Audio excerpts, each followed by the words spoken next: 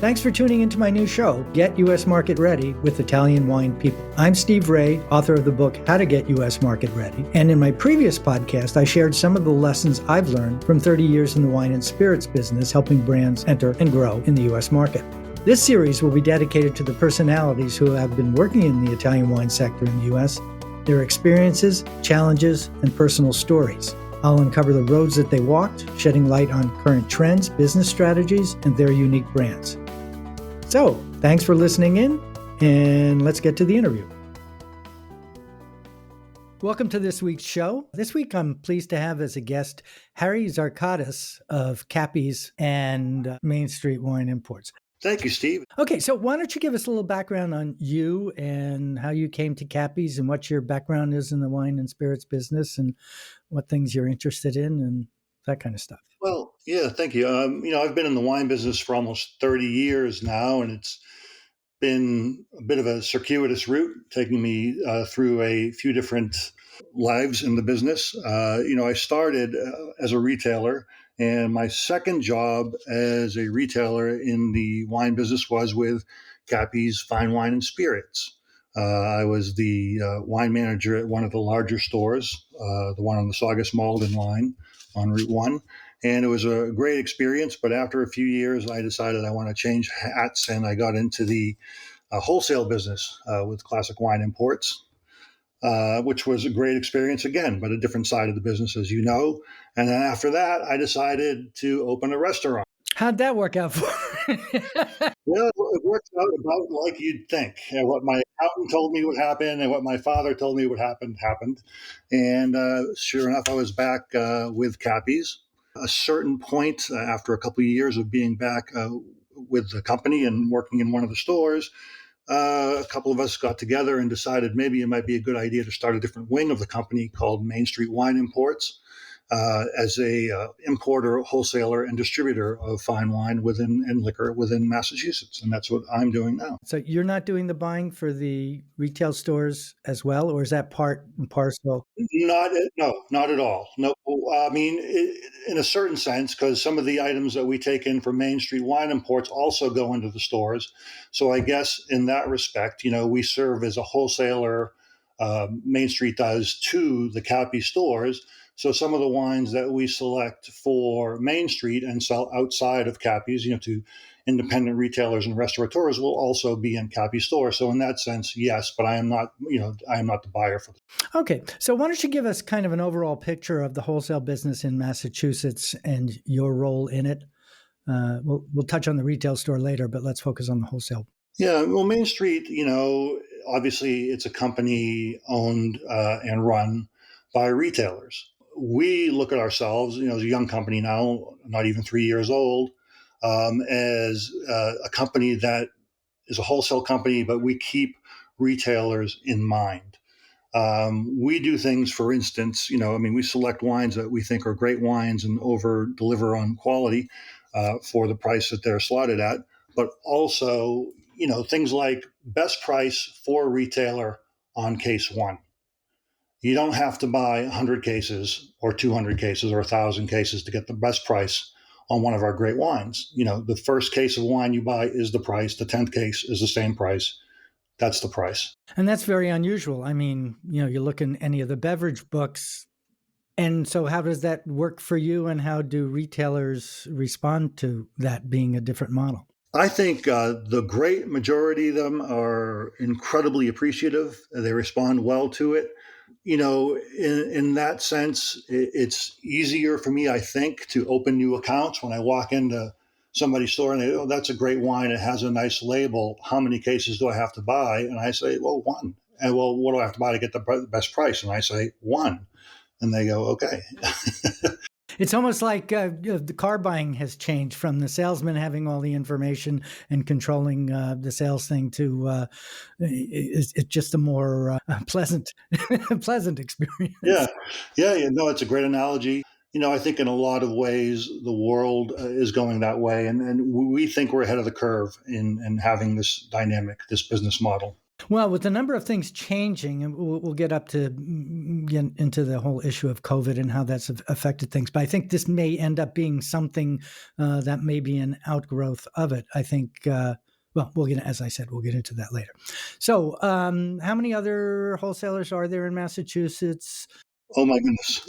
I couldn't even begin to tell you. Let's say there's a ballpark of 40. And most people, if you ask them in the industry, or at least people I know, if you ask them, how many wholesalers are there in Massachusetts, I would say 4 or 5. Yeah, I mean, and those are the big guys that everybody knows. And we're the alternative to that. That's how I mean, it's still about wine, it's still about people, it's still about relationships, but we look at it like there are advantages to dealing with us as opposed to any of those, well, especially those bigger companies that, of course, take up a bigger portion of the business. So the focus is not on, it's not like, oh, they're a craft distributor or they specialize in, Austria and Chile and South Africa. What you guys really are is a retail and I would imagine on-premise friendly wholesaler. Other than the case one price, what are the other things that differentiate you from other wholesalers? Well, let's talk about restaurateurs. The big companies are notorious for having one price for a retail store and another price for a restaurateur, and it's a better price. But with us, there are other advantages dealing with us with on-premise accounts in the sense that, let's say they only want 4 bottles of an expensive wine or an expensive liqueur. With a big distributor, there'd be an upcharge. Broken case charge. Yeah. You don't charge broken case charges? Oh, I think the advantage of us, particularly to on-premise accounts, and speaking of restaurants, when you want an expensive bottle or a bottle of wine or liquor for the list, we don't charge a split case fee for buying 3 or 4 bottles. This makes sense, I think, to the restaurateur. There's a sense of fairness, I think, that they appreciate. And when I talk to a sommelier at a nice restaurant and they want only 4 bottles of the $75 Barolo, and is it going to be 80? And I said, no, it's still $75 a bottle. They're like, how can that be? I think we make people happy with that sort of dynamic. So that's kind of a big issue that a lot of imported wines, and certainly we're talking about wines from Italy here, were restaurant oriented, not specialty products, but the cognoscenti would know what they are. They took a big hit. People were getting rid of inventory and so forth. Is there a separate, apart from mainstream, for other wholesalers? Is there a separate menu, if you will, or book for on-premise versus off-premise, or is it just prices that differ, or how to? Not officially, not officially. But a lot of people say, well, a lot of restaurateurs want products that are not available in retail stores so that customers can't check prices. Of course, now we have Wine Searcher and tools like that. And just like the analogy we're using about, purchasing a car, it used to be the dealer had all the information on what the costs were. Now everybody has the same information. You have to be wary of that in our business, whether you're in the wholesale business or the retail business. I see, when I still go into the stores to talk with our buyers and show them a wine we're bringing in. When I walk through the stores just to see how it's looking, inevitably I see somebody looking at a wine and then looking at their phone, and then walking down the aisle a little further, looking at another wine and looking at their phone. So everybody in the business has to be wary of that. When I owned my restaurant, I had customers who didn't understand that a restaurateur needs to make a little money on a bottle of wine, and he'd take a customer would take a picture of a bottle of wine in the restaurant and say, well, why is it this price retail and this price in your restaurant? And, what can you say? Yeah, you can't talk about business models to consumers. Okay. So, I mean, that does make sense. I understand the strategy, but I think your method of doing the broken cases is kind of a nice way to address that and satisfy both sides, retail as well as on-premise. That's what we think. And this is our whole, from the Main Street wine import side of things. We like all our accounts to know that we're the good guy. We're being friendly. We're working with you. And we've seen great results from that. Okay, so let me ask the hard question that a lot of the suppliers I work with ask. Okay, how do I get on their desk on the day that you're evaluating wines? Yeah, well, Fridays, Mark and I and Mackenzie and Joe Selby, or any 2 or 3 of us will sit down and taste 20 or 30 wines, and some days there are absolutely zero we're interested in. Some days there are too many we're interested in, and then we have to look at, what's in our portfolio that we already have. We're looking for niche wines, possibly, something that fills a void in our portfolio. As to how we're easy. You can look us up online and find out where we are and send us a sample, and we'll get to it. Yeah, that's pretty much what we do. But I like, of course, this last year and a half has been a different world. We can't, or we haven't been able to go visit a winery. It's changed the game completely. There's nothing like traveling and talking to the winemaker in the vineyard and picking up the soil, picking up a rock, smelling the grapes on the vine. There's nothing like it. You can't replace it. You can't really gauge what a wine's all about without visiting the winery. But the next best thing is sending us a bottle. That's all we can do at this point. We're still not traveling. So Okay, so you've tasted 1,000 wines. What percent make it through to the shelf, well, to the distribution company? I would say that's about right. And we joked about our motto, which would be, we taste the bad ones so you don't have to. And consequently, to you, to Cappy's shelves, I mean, we're constantly reassessing everything in the stores. These days, as supply, inventory is an issue. Well, supply is another issue, but inventory is an issue. So I think we're thinking of ways to make our shelves in the Cappy store reflect more of what Main Street's doing. Aside from that, we are certainly taking in, one or two new wines a week into our portfolio. But maybe we're getting rid of something else too at the same time. Well, that's the issue. Obviously, in a retail store, if something comes in, something's got to go out because, all the shelves are full. That's not the case in distribution, but it probably does give you a sense of what the trends are and where things are going. It certainly does. Talk about that and what you see as some of the trends happen. Well, Cappy's, we'll go back to the retail side of it now. For instance, is a retail chain, 12 sites in the state, independently owned, family owned. But it started in 1940. Can you imagine how different the business was then and the amount of SKUs you had to carry in a store then compared to today? The stores are larger, you have to be more adaptable, and those are two things that don't necessarily mesh, being larger and more adaptable. We have computers and things now and people to check on inventory, but it's harder. The challenge is always there. And there's the challenge of competitors in the state which feel like they don't have to make $1 or penny one on an established brand. And that puts pressure on you too.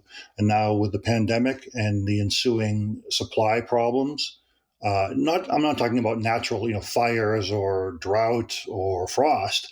I'm just talking about you can't get a container from point A to point B. These are other problems. So there's a myriad of things that go on all at once. The key is to be adaptable and to be fast. And being a small independent retailer and being a small independent wholesaler, we can adapt. I think that's our great advantage as well. So, being that size that we are, it's easier not to get stuck. Although when the container doesn't show up, then you have some explaining to do. Everybody's been dealing with that lately and trying to do the dance. And, it's pretty frustrating to everyone if a container's like 3 months late. And it really is. I mean, honestly, Steve, we've ordered things in December that have not arrived yet. We ordered something in January that has not been scheduled yet. I mean, it's just... Well, let's flip the negative on that to the positive. So what kind of things are happening in Italian wines? Are there regions, are there varietals that are making things happen or getting noticed? Obviously, we've had the Prosecco, Moscato, Pinot Grigio thing over the last 10 years. Yeah, but even with Prosecco, you mentioned Prosecco, there's still a great new trend in Prosecco, and that's the new Dio of Prosecco Rosé. And I think that's taking two wonderfully popular things and putting them together. So it's like a cross trend. Everyone likes Prosecco, everyone likes rosé. So now there's Prosecco Rosé. And I can tell you in my portfolio, in the Main Street portfolio, one of my most popular wines of the year has been, the short year so far, has been a Prosecco Rosé. So that's a nice trend. It's something old, but still something new. I think that's fantastic. Other trends out there, I think, when I'm visiting other retailers or restaurant accounts, the people I see drinking wine in the stores, believe it or not, or the restaurants, they're younger. That denotes, more adventurous to me. And I see that. Like, when I was a younger man, I was a musician. And, but growing before that, I'd like to listen to music. I didn't want to listen to what my father listened to or my mother listened to. I wanted to listen to my music. And I think, this new generation is saying, I don't want to drink what my mother and father drank. I want to try something different. So that's a good trend in the business. And we keep a close eye on that. Maybe somebody, a younger drinker, the mother drank Pinot Grigio, so she wants to drink Vernaccia. It's still a great wine for the similar food, for the time of year, but it's just different. Maybe somebody's father drank Chianti, so instead, we're gonna drink Etna Rosso. And of course, the Chianti that they were drinking, Well, it came in a straw basket. So that's a world of difference. I thought it's interesting when I discovered that it was the bottle is called a fiasco, and the Italian word for fiasco means mistake. And the reason why it was a failure at the glass works, and so they put it in a straw bottle to cover it up.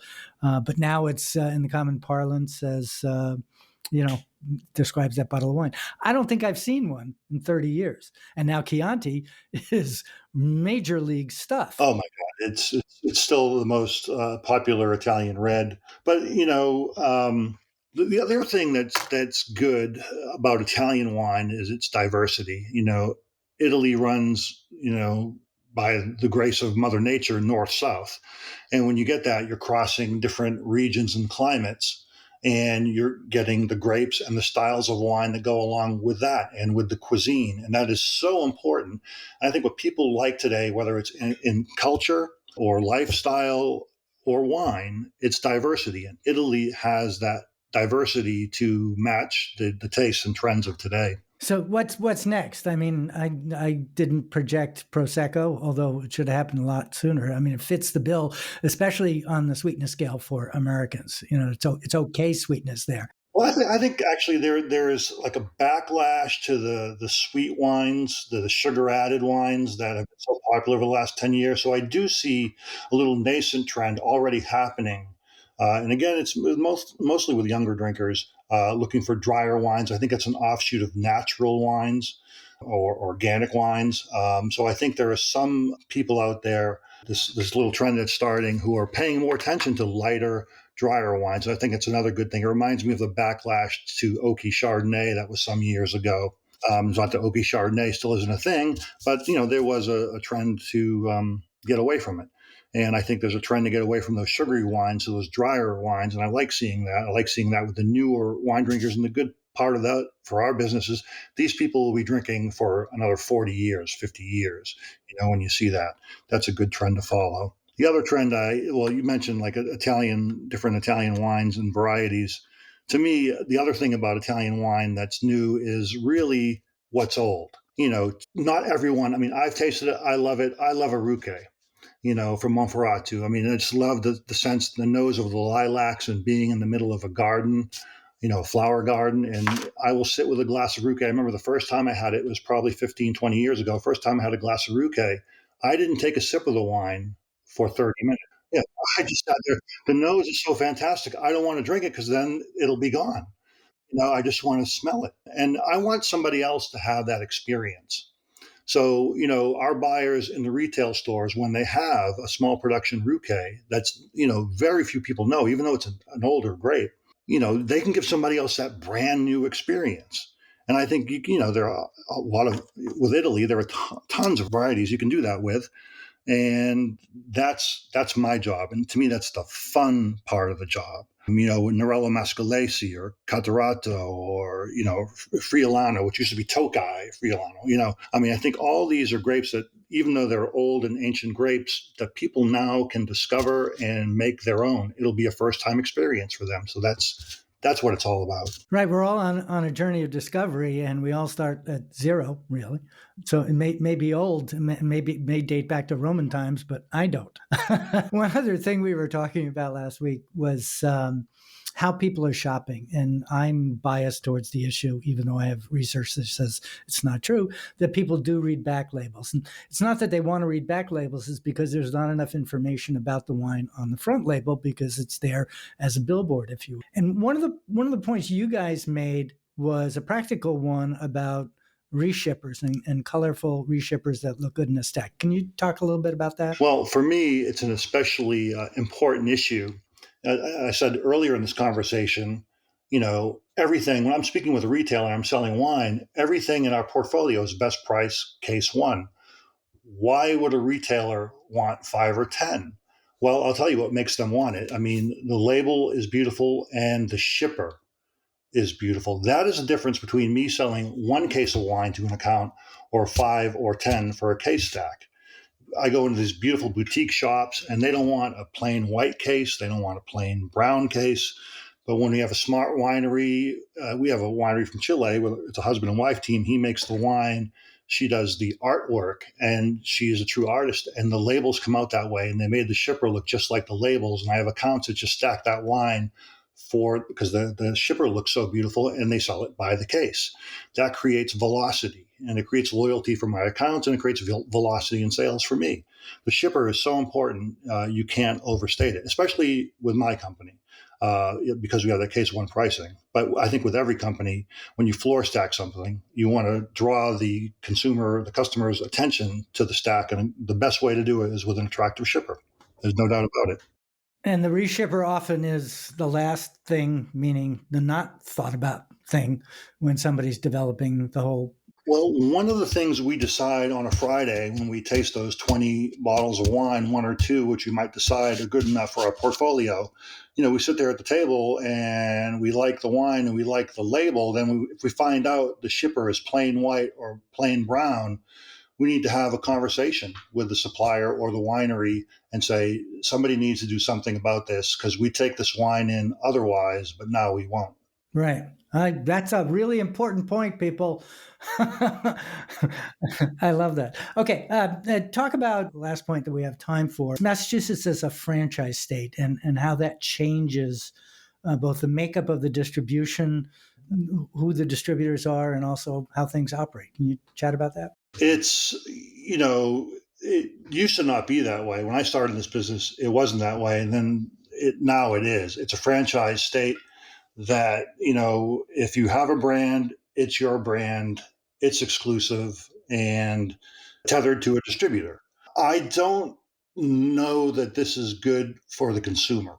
Obviously, there's a lack of competition between people who would sell it directly to a retailer or a consumer that, allows people to, choose pricing.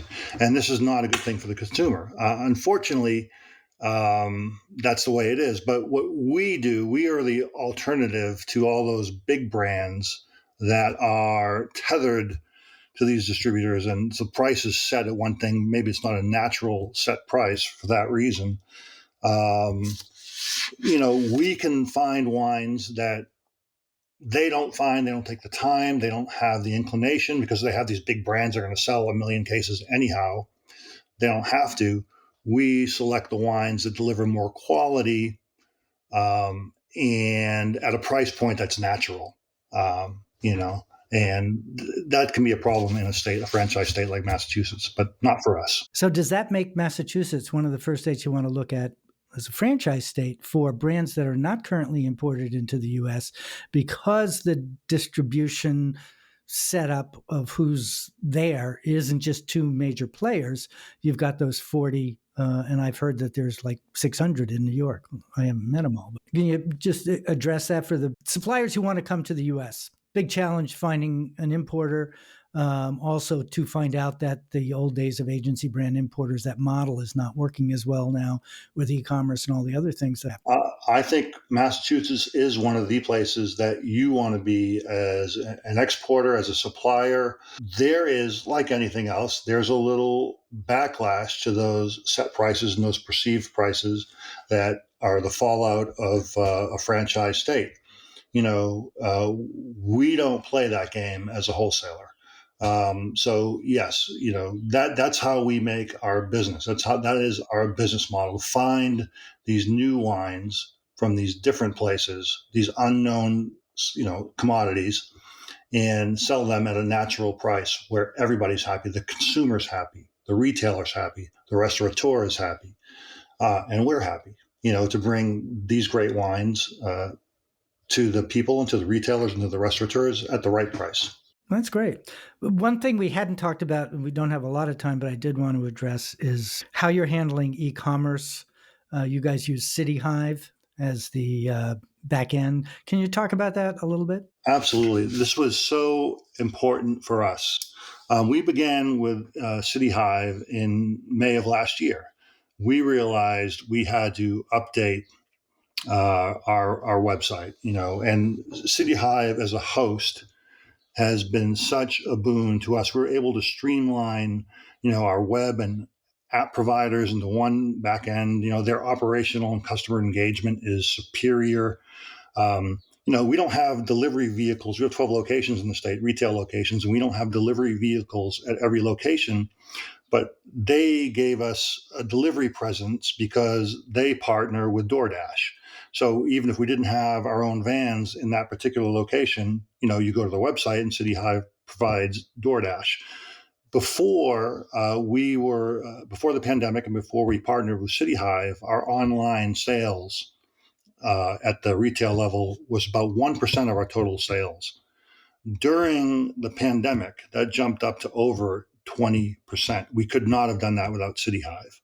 And even now, I think we're pretty much at a post-COVID, post-pandemic world. Even now, our online sales, and this is during basically summer now, it's hot weather, is 4.5%, 5% of our sales. It goes down a little bit in summer because the foot traffic is better, travel is easier.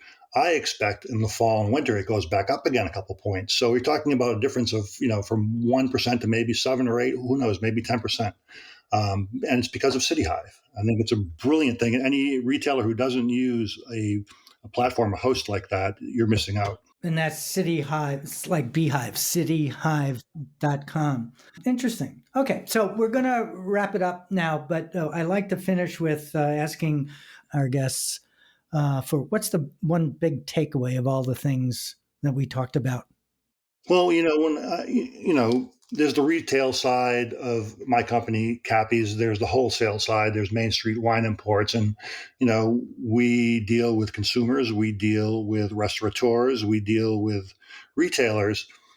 We mentioned it earlier in our interview here that, the shippers, in a case of wine, really something people don't think about, but make everybody's life easier. The consumer is drawn to the shipper. The retailer will go for one case instead of 5, from my point of view as a salesman for Main Street Wine Imports. Any retailer who buys from me, they're selling wine quicker, more velocity. I mean, obviously the first thing is what's in the bottle, but after that, like you mentioned, back label, to me, it's the shipper.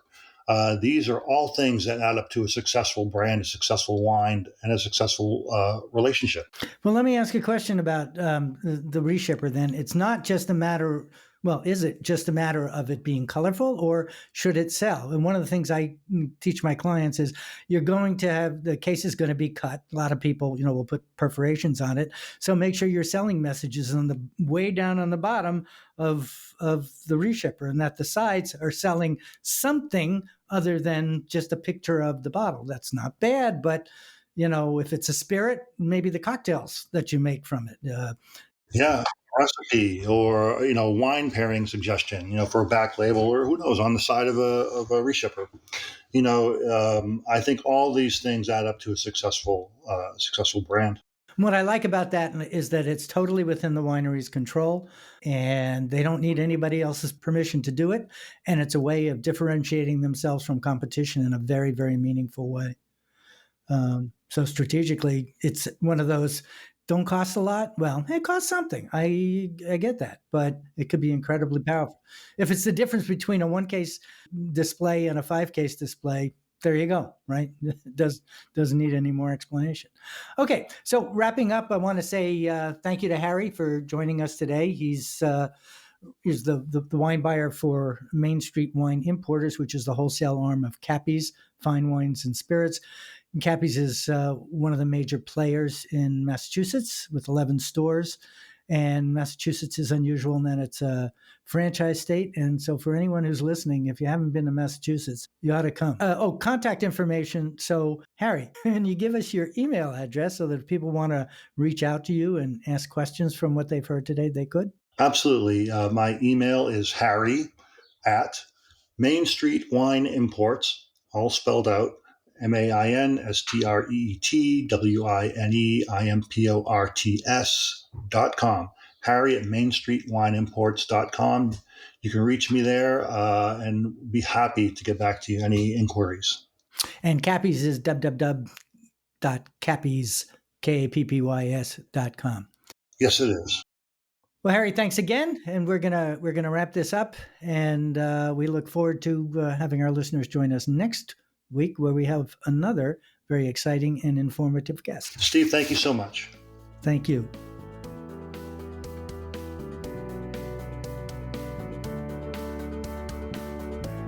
This is Steve Raye. Thanks again for listening on behalf of the Italian Wine Podcast.